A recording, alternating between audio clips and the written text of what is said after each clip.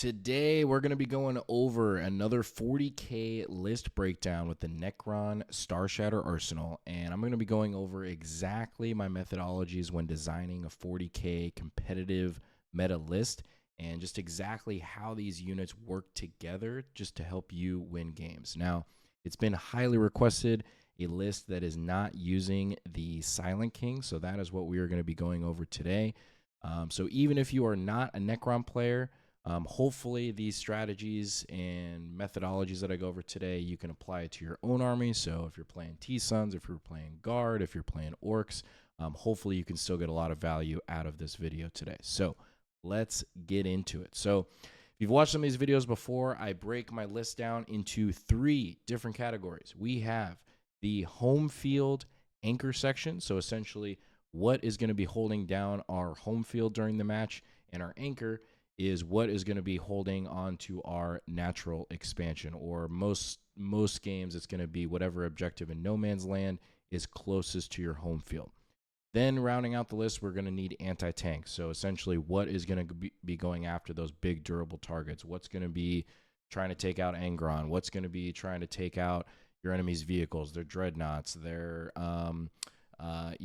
they're big demons, they're whatever it could be that's big and durable, they're Magnus.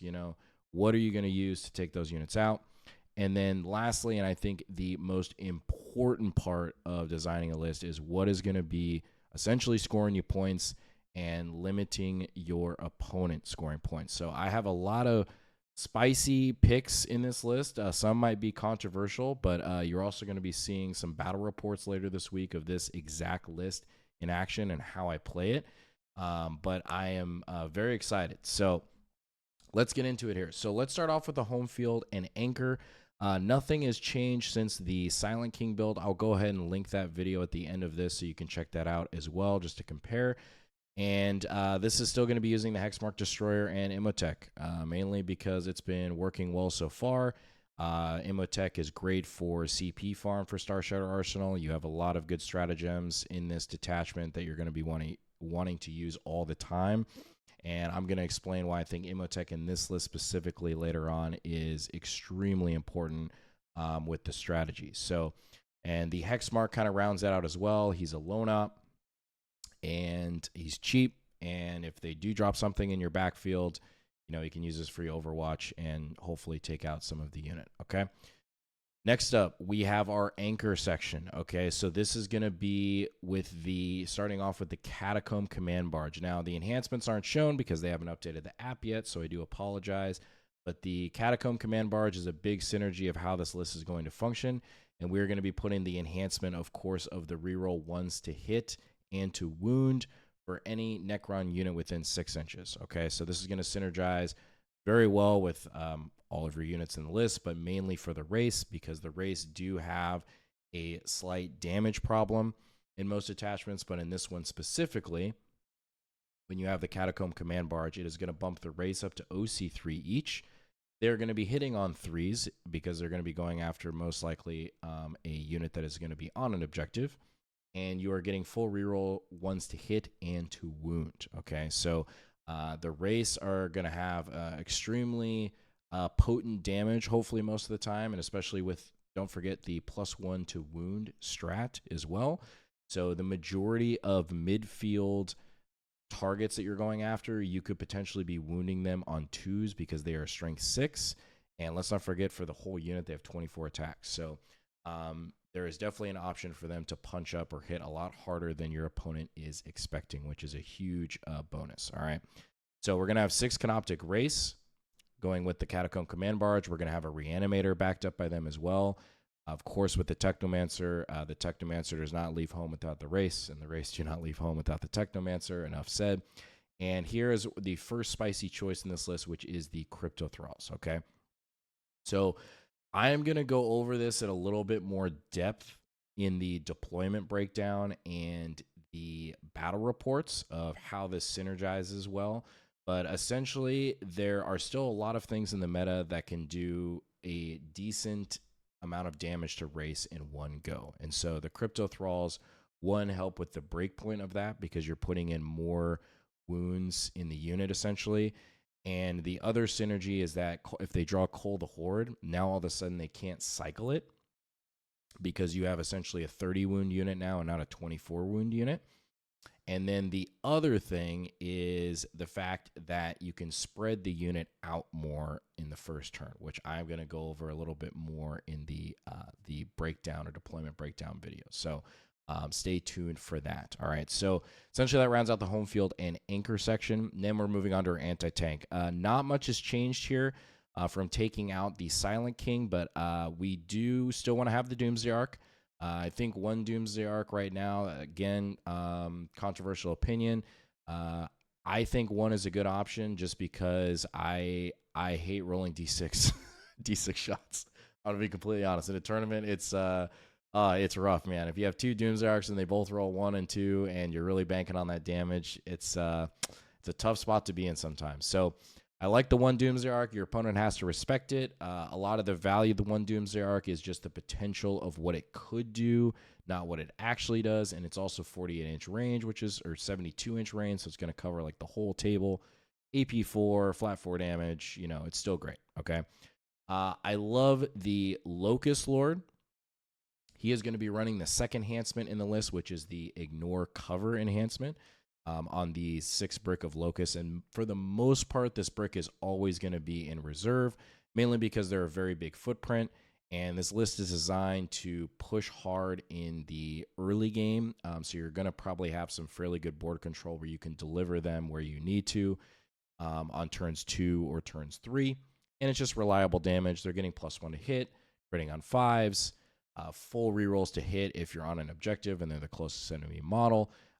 And they're AP2, flat 2 damage, ignoring cover. So they're just a very good unit in this detachment for just reliable anti-tank damage, which I think is what you really need.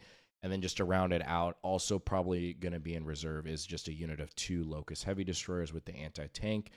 They're just a great unit that you can put in a back corner to fulfill like a screening role, getting a couple more shots downfield if you need some chip damage at something, and then you have something else in the midfield to clean it up. They're just a great option for 110 points. I don't think you can beat it or go wrong. Okay, so now let's get into the mission play and primary denial. Okay, so again, 1 unit of Scorpec Destroyers I think is fantastic. They, again, are just a great early game trade piece, especially for your midfield or the middle objective, whatever your opponent is putting on there. They move 8. They can go through walls, obviously. They're strength 7, AP2 damage 2. Most likely they're hitting on 2s with full rerolls. They are just so efficient for their points in this attachment. I just cannot stress that enough. They are fantastic. Again, flayed ones, okay? Flayed ones, automatic in every list. I don't think I need to go over this further, excuse me. They are an auto-include. They are just so good for their points. Again, they have to be in the list, okay? Tomb Blades, again, they are fantastic. A lot of times they're going to be starting on the board with the Triarch Stalker. And again, there's the one thing that we did drop out of the list, which we're going to see here in a second, is 1 unit of Tomb Blades and 1 unit of Triarch Stalkers. And I'm going to explain why based on my testing so far. Okay, so we do have 1 Triarch Stalker. We have another unit of 2 Locust Heavy Destroyers. These are with the Emitic guns. So the unit of 2 is just a great package to get some of those reliable damage through for those early game targets, your JPIs, your Jackals, your Scouts, those type of units they're going after in the early game, and it's just extremely reliable. I mean, 24 shots, you're probably hitting on 2s. You have the option to give them 1 CP for +1 to wounds. The majority of things, because they're strength 6, you're wounding on 2s. It's just really good. It's very strong. You're going to see them in a lot of Starshatter Arsenal lists. It just makes a lot of sense, okay? And then the last part of the list, to round it out, we have 2 units of 5 Triarch Praetorians, all right? When was the last time you really saw these guys in a list? Very excited about these guys and to test them out. So 2 units of 5. They have Deep Strike. They have a native built-in reroll charge ability, okay? So the reason why they are in this list and help everything more or less function, okay? The biggest thing that I was running into is Starshatter with the King build, as great as that build is, and I think most likely it is probably going to be the better build, but I will say I would not be surprised if GW does something in terms of hot fixing or FAQing next month, because it is definitely beatable. It's just not very fun to play against, because like there are just certain armies that literally have no answer to that combo of the -1 damage, -1 wound, like 5 of feel no pain against mortals. Like, it's just freaking crazy. And I don't know. I think personally it's a little bit of a feels bad for your opponent when it's just like, yeah, you just have this thing that you can just like yeet across the board every turn, and I literally have no answer for it, and it's just like blowing up everything. Okay. With that said, there are definitely a couple detachments that have a very strong counter for it. Case proven. But I still think GW is going to fix it. So this is anticipating that more or less. Now, coming back full circle, Triarch Praetorians, all right? So essentially, both of the units are going to be in reserve, and they are essentially going to be a rapid ingress threat, because as a lot of top players talk about, rapid ingress is arguably one of the best strats, if not the best strat in the game, especially if you are going second. Being able to drop a unit in on the top of round 2 after your opponent has moved is extremely strong. Now, with Praetorians, the biggest thing is that they have deep strike. So the ability to put them anywhere on the board off of rapid ingress is extremely strong. So especially after your opponent has moved, and you're going to see this in some battle reports later this week. So essentially the game plan is you have the Tomb Blades and the Triarch Stalker as like an early primary denial. Okay, so your round 1, round 2, and then your Praetorians are coming in for rounds 2 and round 3 as extra primary denial. And the reason for that is because Praetorians, for the unit of 5, they're T5, 3-up save. They're fairly squishy, okay? They're not the most like durable thing in the world, but they move 10 inches. They fly, which is extremely important. And they hit like a truck in this detachment deceptively for 100 points. They are 522 profile. Okay. I wish they were strength 6, but 522 is fantastic. You run them with the Rods of Covenant. So you get the 5 shots off the rod, and they are specifically going after units on objectives. So whether that's the center point or on their natural expansion, and for the most things in the game, they are going to probably pick up, because with the 5 shots off the rod, and then you got 15 attacks that are most likely going to be hitting on 2s, you probably have 12 of those go through on average, and then you can give them +1 to wound.